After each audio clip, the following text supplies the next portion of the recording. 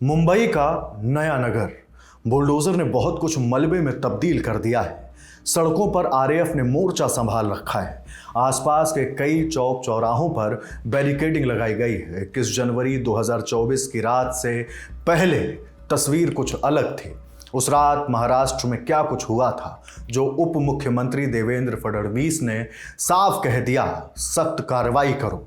अब आपको उस रात की पूरी कहानी बताते हैं।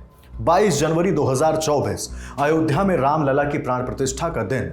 इससे एक दिन पहले 21 जनवरी को मुंबई के मीरा रोड में भगवा रैली निकाली गई। इस रैली में शिवसेना, बजरंग दल के लोगों के साथ साथ कुछ गैर राजनीतिक लोग भी शामिल थे। रैली में धार्मिक नारों के साथ पटाखे फोड़े जा रहे थे। जब रैली मीरा भायंदर के नया नगर इलाके से गुजरी तो दो समुदाय के लोगों के बीच विवाद हुआ, मारपीट हुई, गाड़ियां तोड़ी जाने लगी, कई लोग चोटिल हो गए।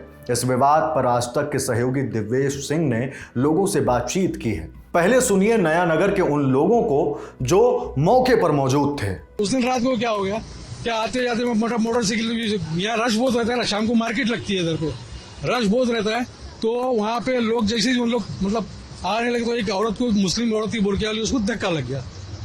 तो उसने बोला संभाल के चलाओ। तो आगे से हम लोग बोलचाल में लड़ाई शुरू हो गई। फिर लड़ाई हो गई तो फिर वो लोग जय श्री राम बोलने लगे, यहाँ से तरीके अल्लाह अकबर बोल के वो एक अलग मैटर हो गया। फिर लोग जितने भी थे सब आ गए बाकी। फिर मारामारी शुरू हो गई। जो गाड़ी थी कुछ लोग क्या किए, और एंड रोड है, मतलब वहाँ पे वहाँ घुस गए अंदर।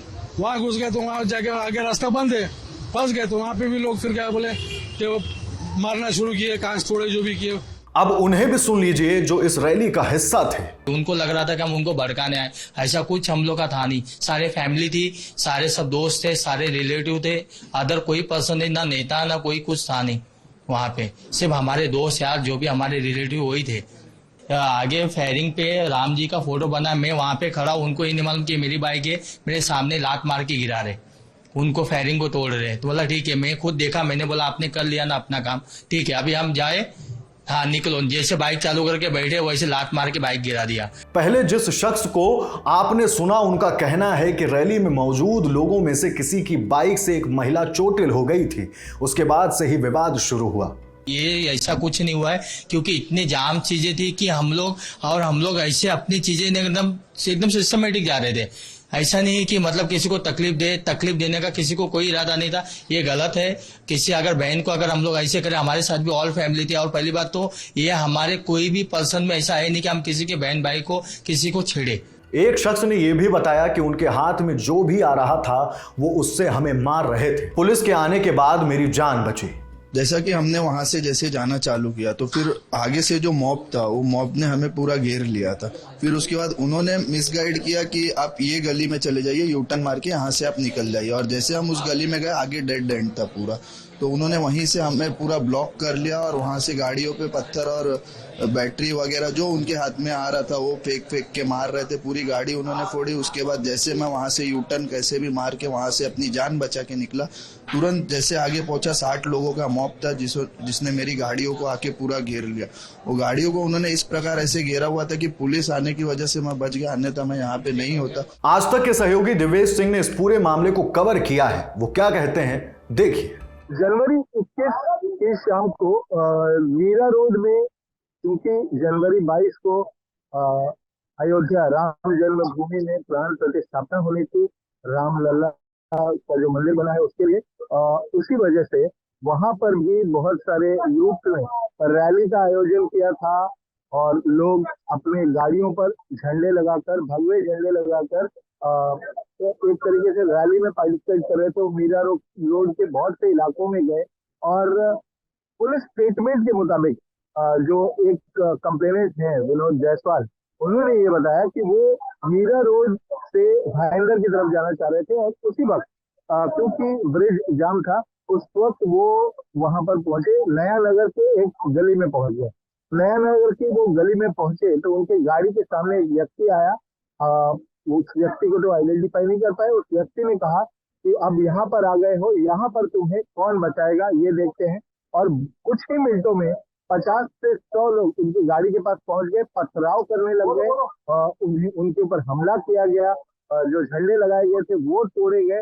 और उसके बाद जो अन्य गाड़ियां थी उसी रैली में, कुछ गाड़ियों को गाइड किया गया एक गली में जाने के लिए कि आप यहाँ से निकल जाइए।